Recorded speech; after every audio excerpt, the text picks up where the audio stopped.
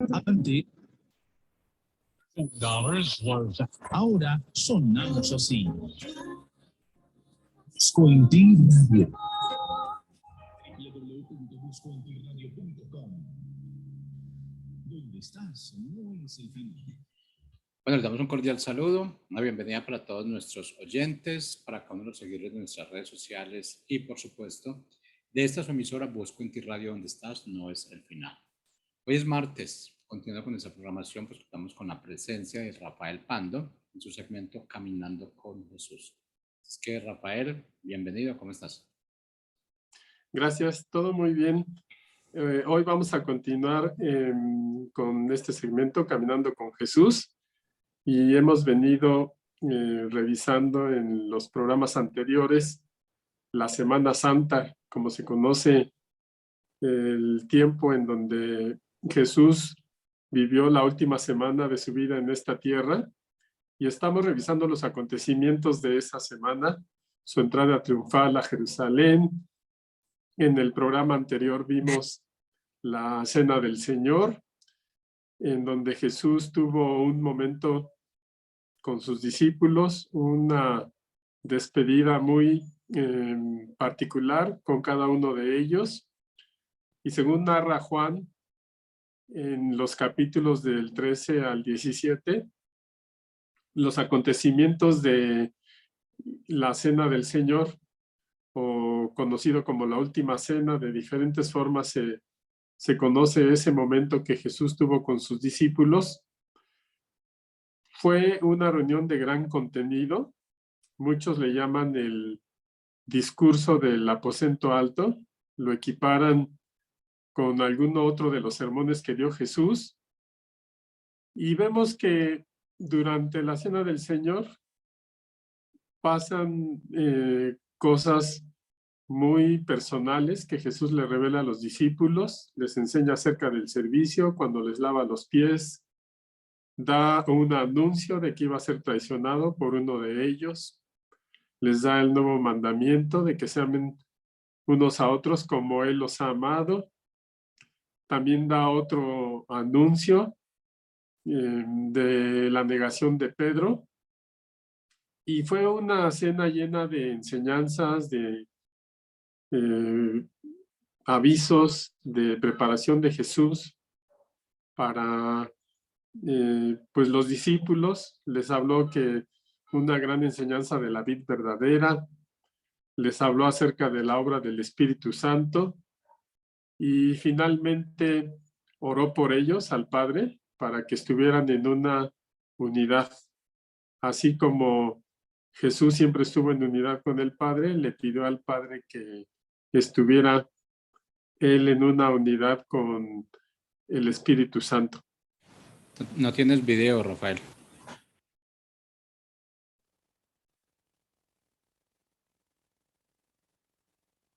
Tenemos algunas pequeñas fallas del internet. Bueno, realmente eso nos pasa y sucede muy continuamente, ya que son muchas personas que están conectadas a las redes, y especialmente yo creo que pues, nos dificulta un poco, pero bueno, reiniciaremos de nuevo.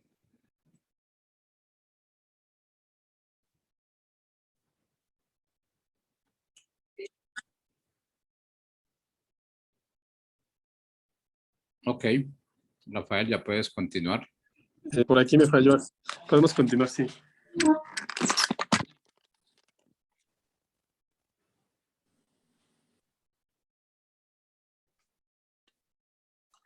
Muy bien, una interrupción técnica, pero podemos continuar.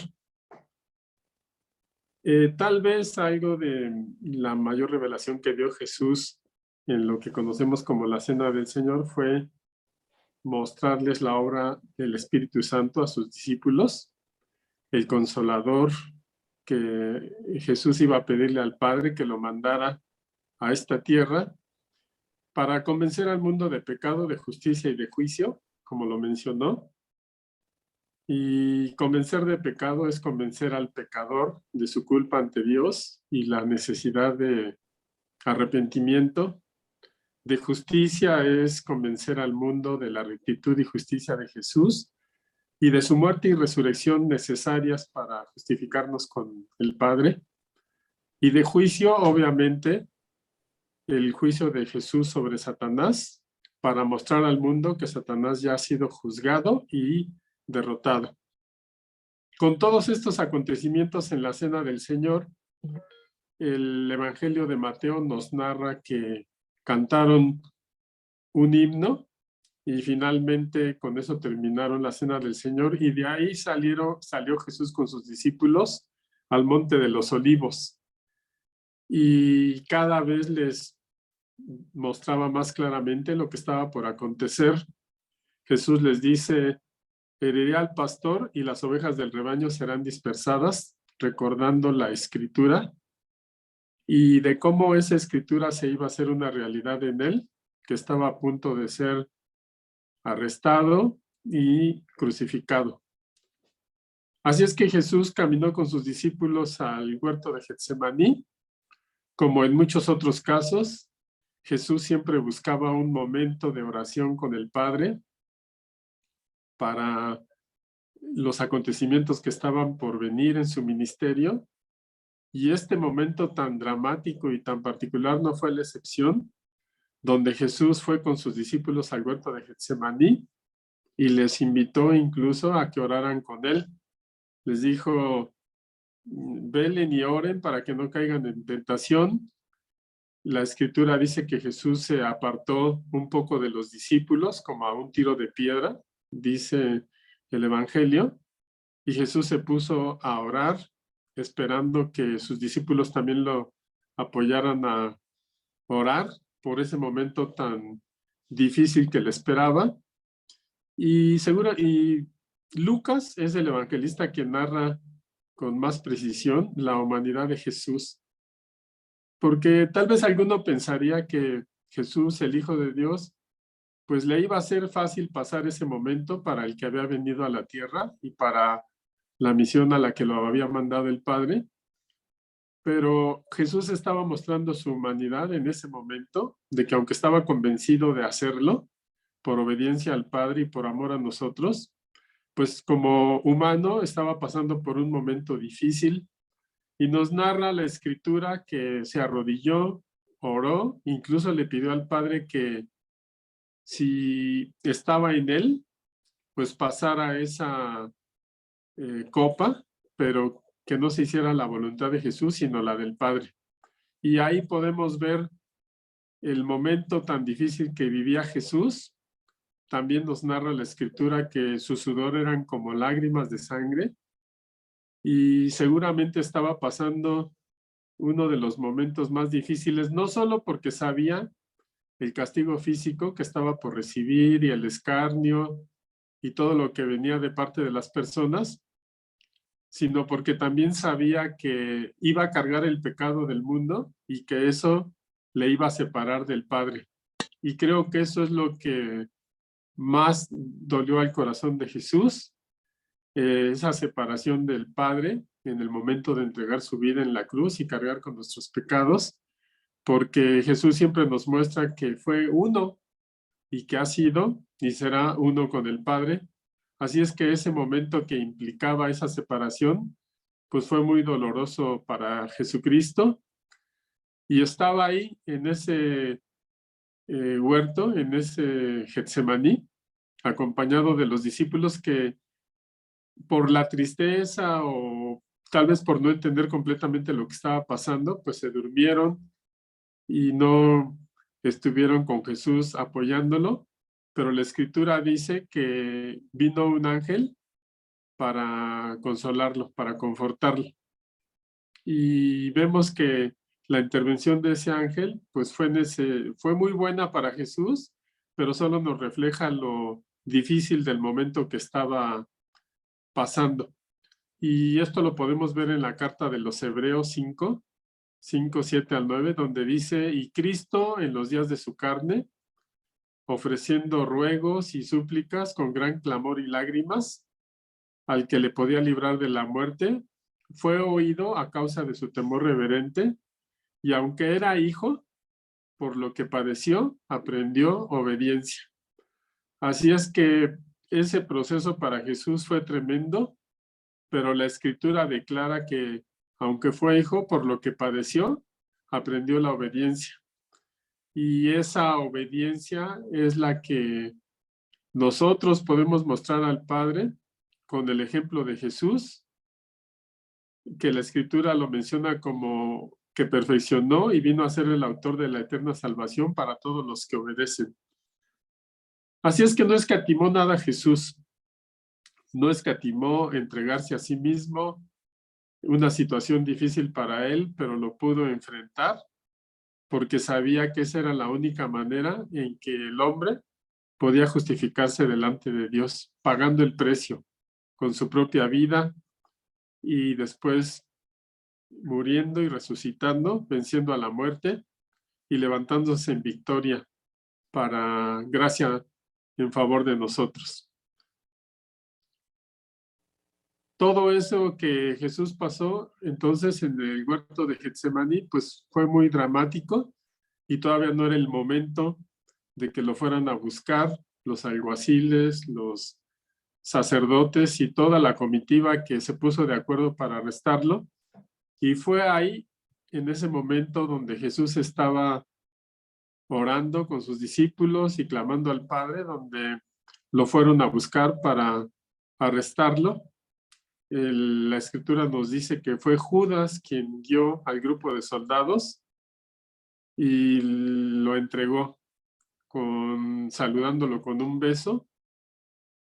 Dice el Evangelio de Lucas que mientras aún hablaba Jesús con los discípulos, se presentó una turba y el que se llamaba Judas, uno de los 12 discípulos, iba al frente de esa turba y se acercó a Jesús para besarle. Entonces Jesús le dijo: Judas, ¿con un beso entregas al Hijo del Hombre? Y los discípulos reaccionaron pues todavía muy descontrolados, porque esta versión de Lucas nos dice que uno de ellos hirió al siervo del sumo sacerdote con su espada y le cortó la oreja derecha.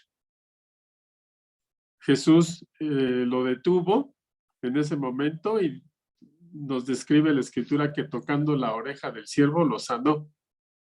Y yo quiero imaginar esa escena donde se pusieron de acuerdo para arrestar a Jesús y Jesús hace esta gran señal de restaurarle la oreja que le había sido cortada a ese siervo, pero ni siquiera este milagro detuvo ya la decisión de la turba, del acuerdo al que habían llegado como hombres para arrestar a Jesús.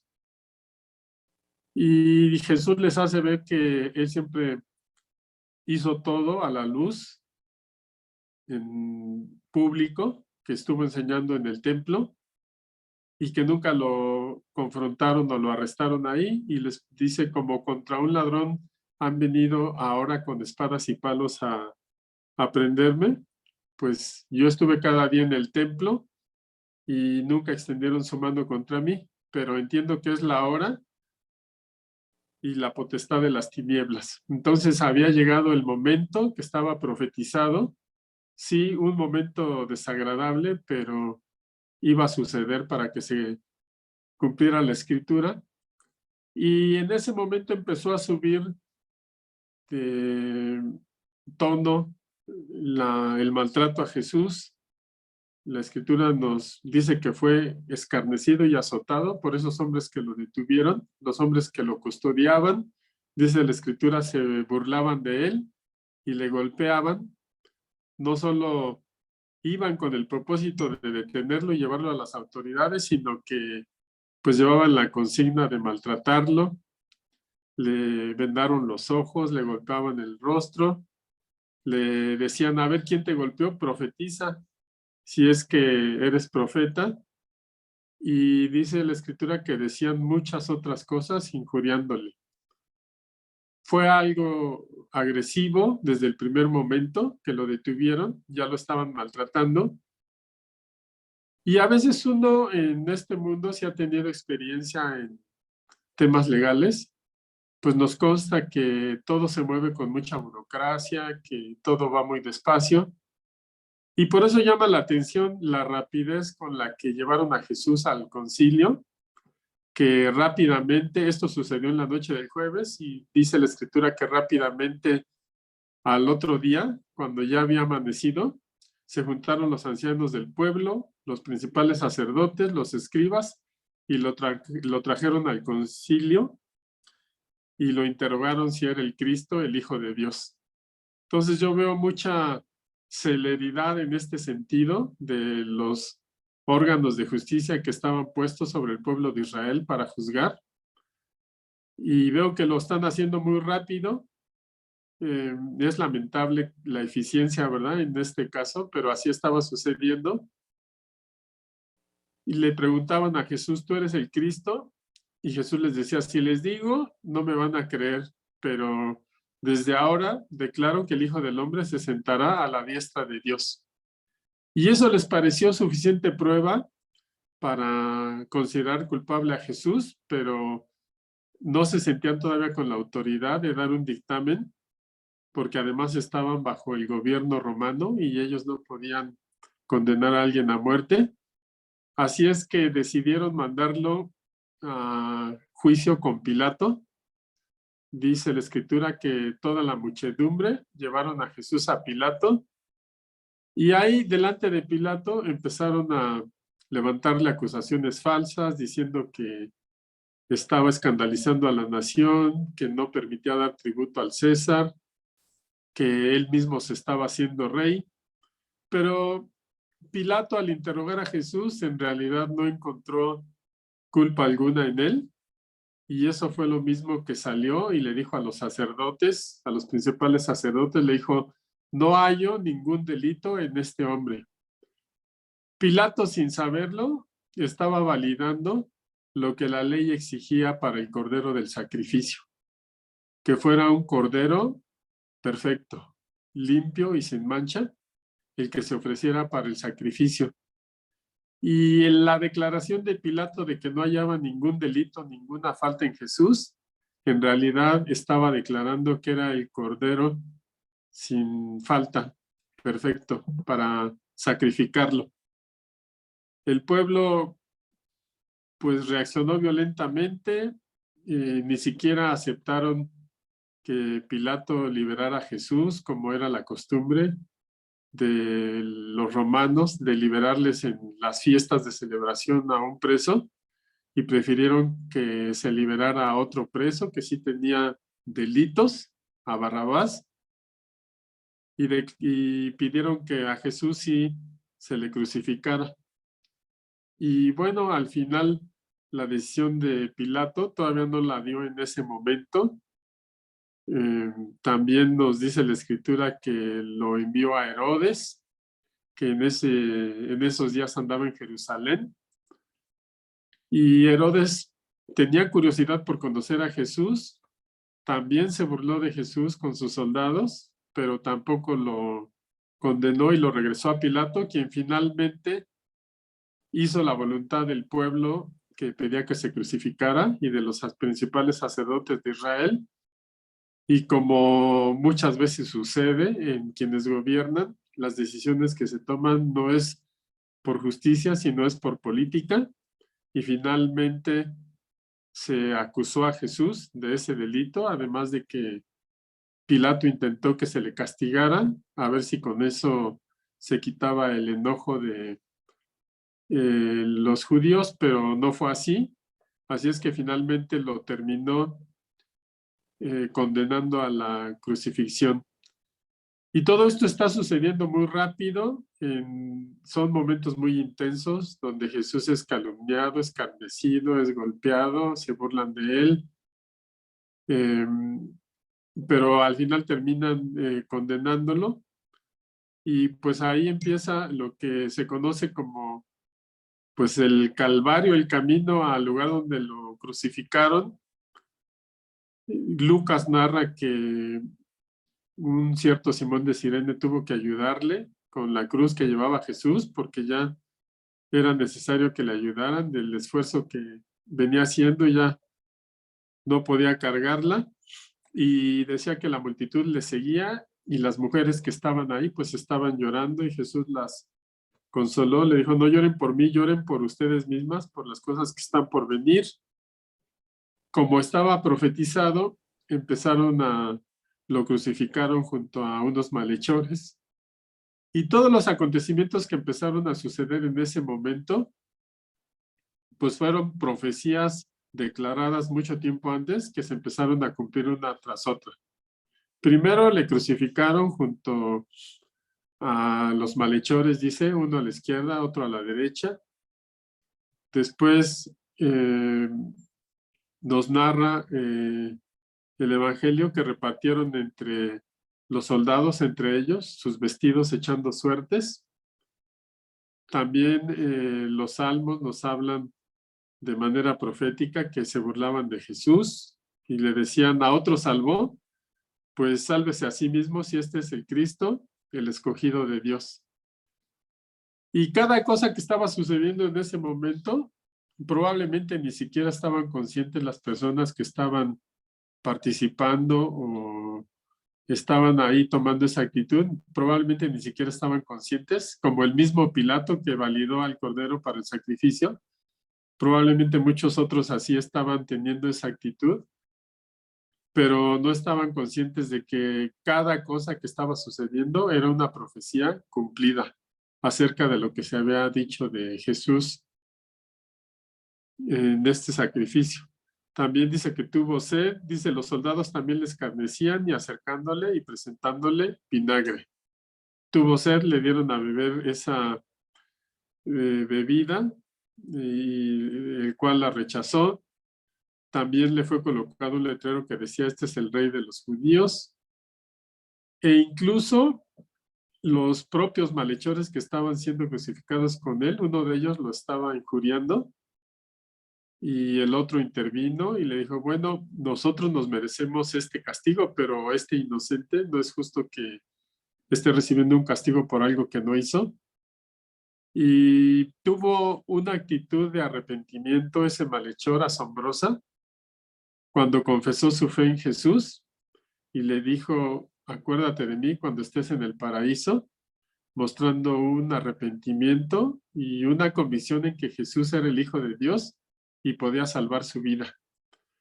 Y yo veo la gracia de Dios, su misericordia extendida, como este malhechor, que como él mismo testifica, estaba ahí pagando los delitos que efectivamente había cometido, cómo tuvo ese acto de fe en ese momento, se arrepintió y es de los pocos que ha recibido una promesa y confirmación de Jesús de que ese mismo día iba a estar con él en el paraíso. Imagínate qué gran privilegio que Jesús mismo te confirme que vas a estar con él en el paraíso. Y esto lo pudo obtener este malhechor arrepentido por su fe en Jesús y por su arrepentimiento, obviamente. Nos habla de que Jesús no tardó mucho en morir, como era la manera romana de matar a quienes les quería dar un escarmiento, era que sufrieran mucho tiempo, pero Jesús entregó su alma muy rápido, de manera que, como estaban cerca de la fiesta de Pascua, pues los principales sacerdotes no querían que estuviera esa exhibición de gente crucificada, y los que no habían muerto pues eran rematados por los soldados romanos con una lanza para apresurar su muerte, dada la petición de los líderes religiosos de Israel para que no estuviera ese espectáculo en la fiesta de Pascua. Como todo, ¿verdad? Preocupándose por las formas cuando el fondo estaba siendo un caos. Y cuando llegaron a Jesús, la Escritura nos narra que él ya había muerto, que fue perforado con una lanza de la que salió agua y sangre, y se cumple otra profecía donde dice que no fue roto ninguno de sus huesos, que era lo que hacía con los malhechores crucificados que no habían muerto, les quebraban los huesos de los pies para que al colgar de los brazos se asfixiaran más rápidamente. Y estaba ahí la multitud presente viendo cada momento de lo que estaba sucediendo. Nos hablan los evangelios de que el cielo se oscureció, de que hubo temblores, de que el velo del templo se rasgó y sucedieron hechos sobrenaturales, de manera que el propio centurión romano, al ver todas esas señales, dijo, efectivamente era hijo de Dios. Y bueno, pues ya el cuerpo de Jesús fue descolgado para sepultarlo. La Biblia nos habla de que José de Arimatea, que era miembro del concilio, un varón bueno y justo, pues él fue con Pilato y le pidió el cuerpo de Jesús para darle una sepultura de honra. Lo envolvió en una sábana y lo puso en un sepulcro abierto, en una peña, dice la Escritura, en donde no se había puesto a nadie. Y ahí quedó Jesús en ese momento hasta el domingo que fueron a buscarlo las mujeres para ungirlo, como se ungía a los muertos en Israel. Y bueno, pues lo narro de una manera muy rápida, pero en realidad son los momentos más dramáticos del ministerio de Jesús, todo esto que aconteció, y que el mundo lo recuerda en muchos lugares por ahí del mes de marzo y abril, cuando se lleva a cabo la Semana Santa, y pues a su manera tratan de recordar a Jesús, escenificando todos estos hechos que sucedieron, pero nosotros pues sabemos que ahí es donde Jesús pagó el precio, lo que hoy nos hace libres, nos hace hijos de Dios, herederos y coherederos con Cristo para estar justificados y reconciliados con el Padre. Y todavía pues venía lo mejor, la resurrección de Jesús, que lo vamos a ver en el siguiente segmento. Y no sé si a ustedes les pase como a mí, que pues estos hechos tan emotivos me hacen que me enfoque hasta este momento y no siempre estoy atento a lo que sucedió después de que Jesús resucitó, porque fueron 40 días los que estuvo en esta tierra después de haber vencido a la muerte y resucitado. Y de eso va a tratar el segmento de la siguiente semana. Todos los hechos que sucedieron durante los 40 días que Jesús estuvo en la tierra, después de haber resucitado, y todas las enseñanzas y señales que confirmó. Y así es que no se la pierdan. Yo los espero aquí en el siguiente segmento, Dios mediante, para que podamos revisar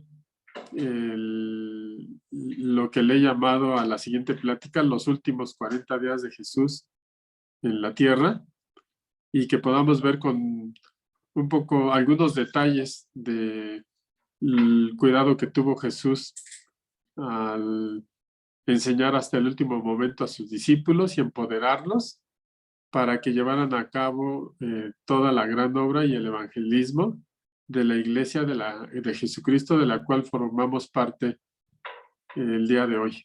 Así es que con eso terminamos la plática de hoy. Gracias por su atención. Una disculpa por la falla técnica de hace un rato. Ya saben que es impredecible a veces el manejo de los medios, pero les mando un saludo. Que pasen una excelente semana. Gracias por su atención.